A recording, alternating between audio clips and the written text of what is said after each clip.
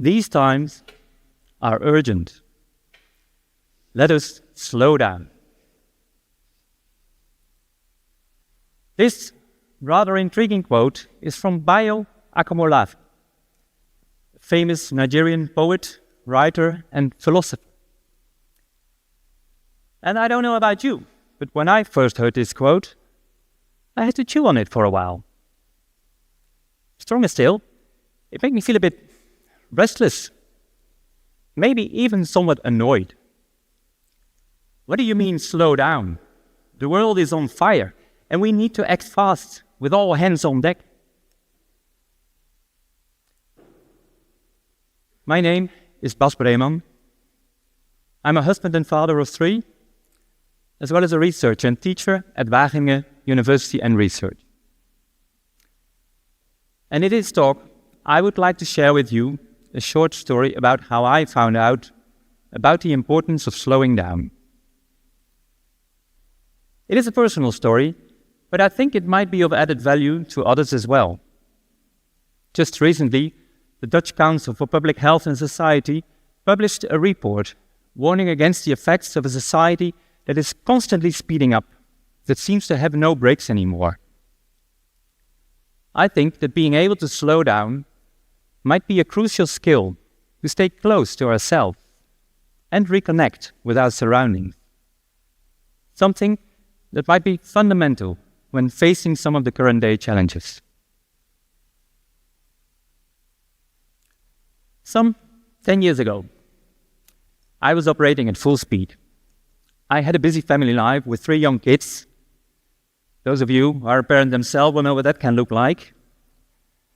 Next to that, I also had a busy and sometimes stressful job. In my work, I was dealing with challenging issues such as the loss of biodiversity and climate change. I felt very much involved with these issues, also because of my own young kids.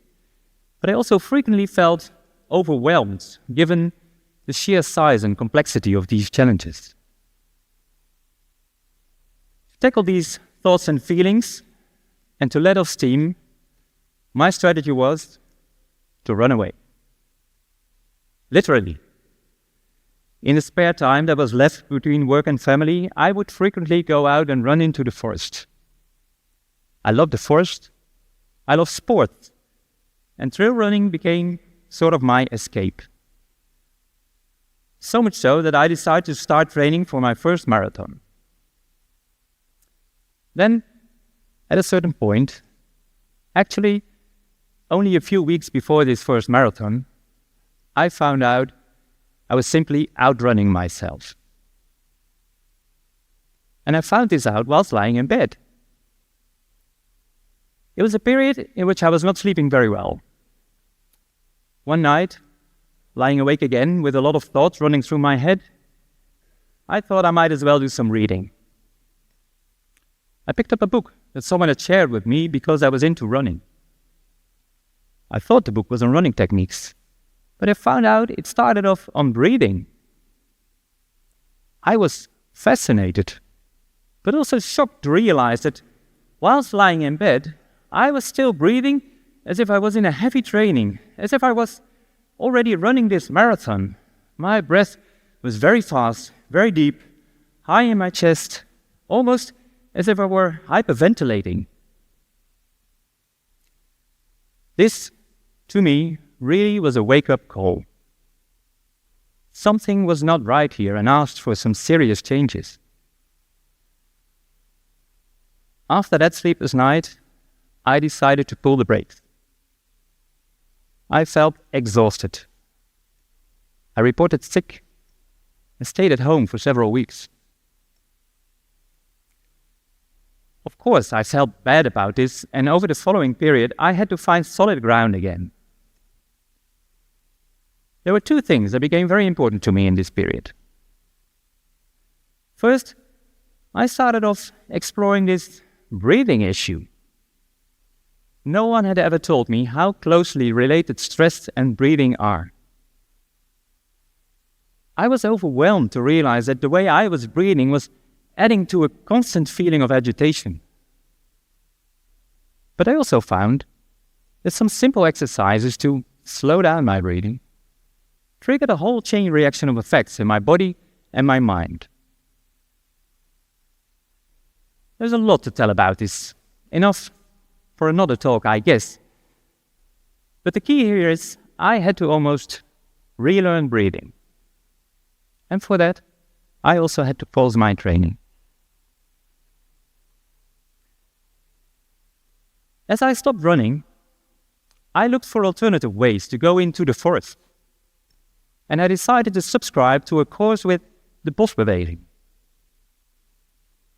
The Bas Breman is a small organization with a mission to take people outside, into the forest, to reconnect with nature and to rediscover ancient skills and knowledge. We learned to make fire in a traditional way, learned about edible plants, building shelters, wood carving, following tracks, etc., etc. All things I liked a lot and which, by the way, are also a lot of fun to do with your kids. I really enjoyed these courses. But there was one practice that probably had the biggest impact on me. And this practice was the so-called sit spot. Now, the idea of a sit spot actually is very simple. You go out in nature, you find a nice spot, you sit down and simply observe. But as simple as this seems, man, did I find this difficult at the start. I had been running all the time, and now I was asked to sit still. In the beginning, 5 minutes already felt endless to me, and we were sometimes challenged to sit there for half an hour, or even more. One day, sitting aside a small stream, I felt bored and tired and decided to lay down for a while. I dozed off and fell asleep. After some time, I don't know how long exactly, I woke up again and realized something had changed. Suddenly, I was much more aware of a world full of life around me. There was a woodpecker looking for ants at the roots of a tree nearby. Mice approaching the stream to look for water. I could smell the water. A squirrel came within a distance of 1.5 meters without paying any attention to me. And at a certain point, I saw a wild boar looking for fallen acorns further along the stream. Now, I had seen all of these animals in the forest before, but this time it felt really different. On earlier occasions, I had been a visitor. This time, it really felt as if I belonged. It is difficult to put into words, but I think I could say that for me, this became a transformative experience. Of course, I wasn't immediately aware of this at that time. Looking back, I can see how this experience gradually led to several important changes in my life. These changes started off in my private life. I went into the forest more often again, this time not only to run, but also to sit or to wander. One other practice we learned at the Bas Breman was the so-called fox walk. The idea of this walk is that you try to move as quiet and slow as you can in order not to disturb any other forms of life. Quite the opposite from running. It is really amazing the things you start to see when you do this. All kinds of animals or animal tracks, for example. Suddenly, the world appears to be full of interesting stories. I started sharing these stories with people close to me. My children, they became my guinea pigs. I dragged them into the forest to submerge them into some of these new experiences. Not always to their pleasure, by the way. Gradually, these changes also found their way into my professional life.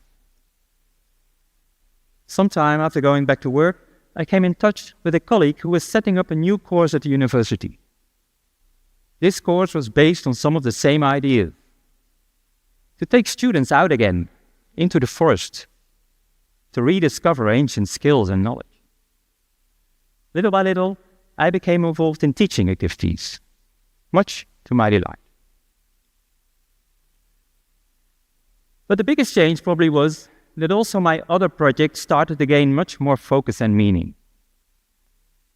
As I had experienced a deep sense of connectedness in the forest, it became very clear to me that my energy would go into finding nature-based solutions, working on nature-inclusive future perspectives. This is where I wanted to make a difference. Looking back now, I think that what I experienced in the forest is what the German sociologist Hartmut Rosa would call resonance.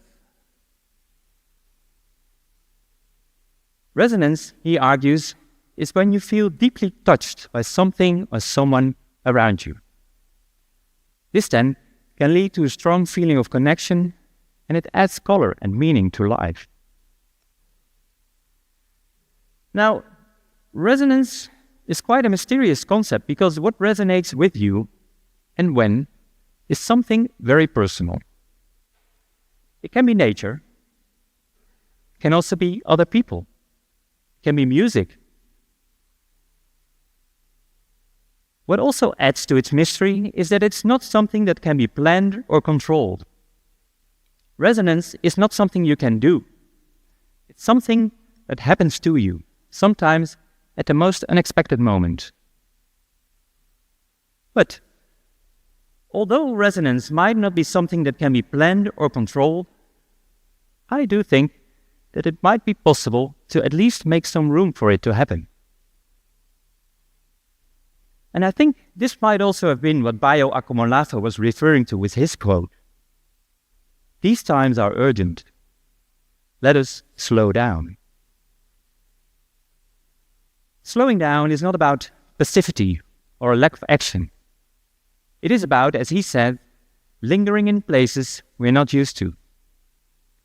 To take time to listen deeply, to ask different questions, to reconnect with our surrounding and with ourselves. And in doing so, we might find out that somewhere deep down there, we actually already have some of the answers that we're looking for. As I said, this is a very personal story, and I realize I can't control whether it resonates with you or not. But what I do know is that I'm certainly not the only one who sometimes has the feeling he can't keep up. And I also know now that sometimes it can be much more powerful to slow down than to keep on running. So if you ever feel overwhelmed, or maybe a bit lost, you might just want to give it a try. A sitspot, or a fox walk. You'll be surprised about the things you start to see. Thank you for taking the time to listen to me. I wish you a beautiful day.